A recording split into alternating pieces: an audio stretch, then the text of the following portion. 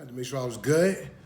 All right, here we go. In 3, 2, 1.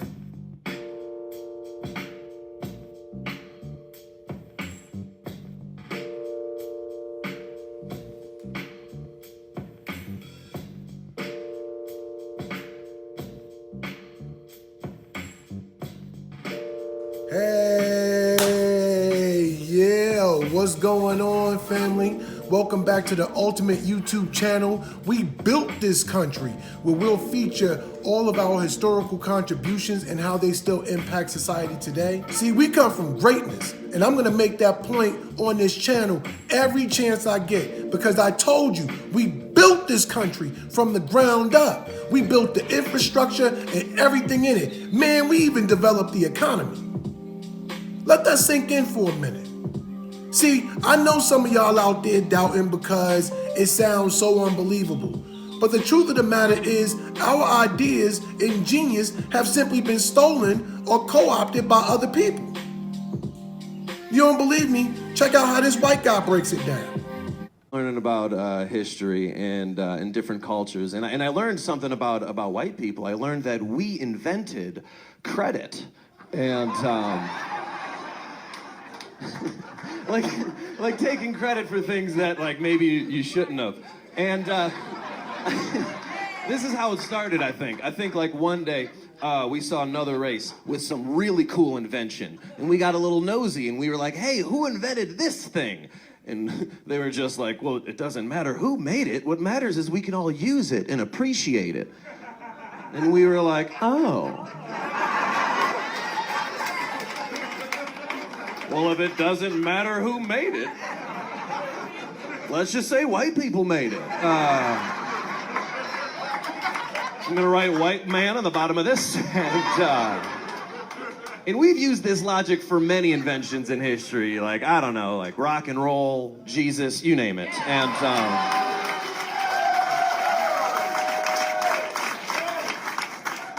And that logic is kind of how white people got to this country. Like one day we were like, hey, Indians. And they were like, who's that? We're like, it's you guys.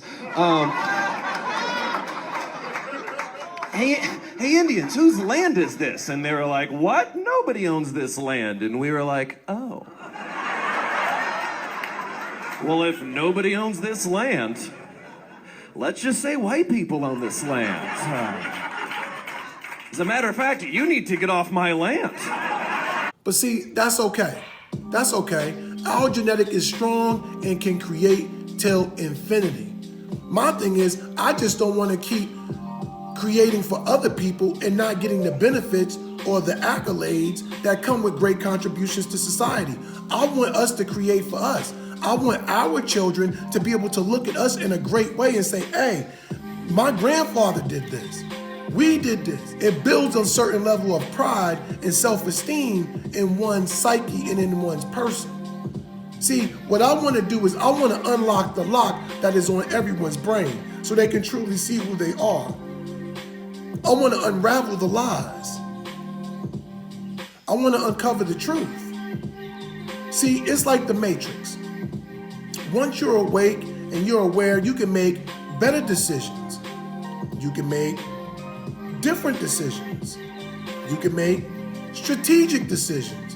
All I need is for a few people to wake up. All we need to do after that is get together as a community and build. See, when your brain is unshackled, you start talking like this. Well, you do, look. I get that all the time. What's your name, man? You new and upcoming, but you're at this summit. What's your name? Where you from? My name Nipsey Hussle. I'm from LA, Slauson and Crenshaw area. You know. Okay, well, Nipsey Hussle, that's named after Nipsey Russell, the comedian. Correct, yeah. So talk a little bit about yourself, man. What brings you up here, up and coming, and, how come you're not blinging and having all kind of crazy diamonds and all that? I guess you're here to get your money right, huh? All the time. I mean, all that is cool for the image and all that, but all them is liabilities, you feel me? I'd rather invest in some real estate, you know what I'm saying? Wait, can you repeat that again, man? You're up and coming artist. What did you say you want to do? I say invest in some assets as opposed to trick off my money on some liabilities like diamonds. You know what I'm saying? Cars that lose value, so we drive them off the lot.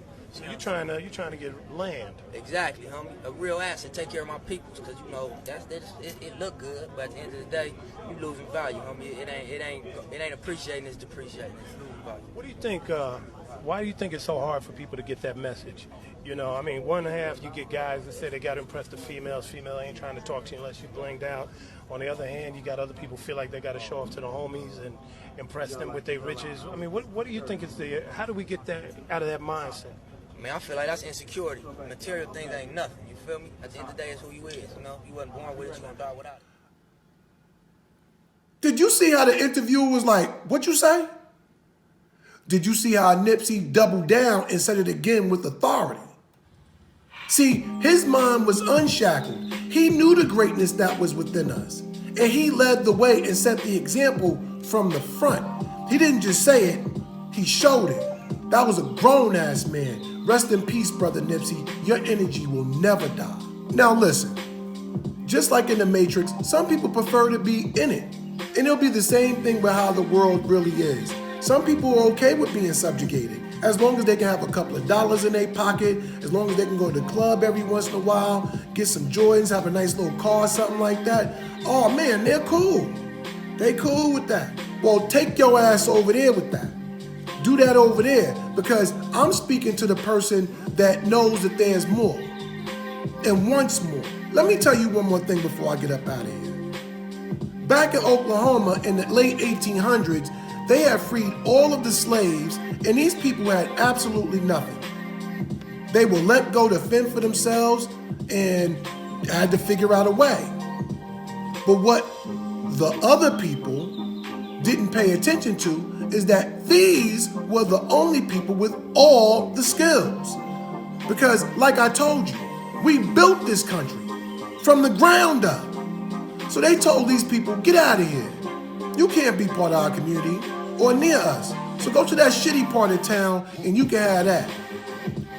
Well, those people got together, and because they had nobody but themselves, they ended up becoming one of the wealthiest towns in that area. Now, of course, we know the story of Black Wall Street, which was a town in Oklahoma, but let me tell you how dope they really were. Black Wall Street in Tulsa, Oklahoma was founded in 1908, but it was destroyed by 1921. But in that little span of 13 years that town was there, they blew away all the surrounding towns, blew them away. In this one little black town, they had 600 businesses. Now, that's because we only could just do business with ourselves. We were forced to provide the items that we needed for ourselves, but we can still do that. But wait, watch this. They had 21 churches, 21 restaurants, 30 grocery stores, 2 movie theaters, 6 airplanes. They was making an airport, 6 airplanes, a hospital, a bank, a post office, a law office, and they even had public transportation. That was 100 years ago.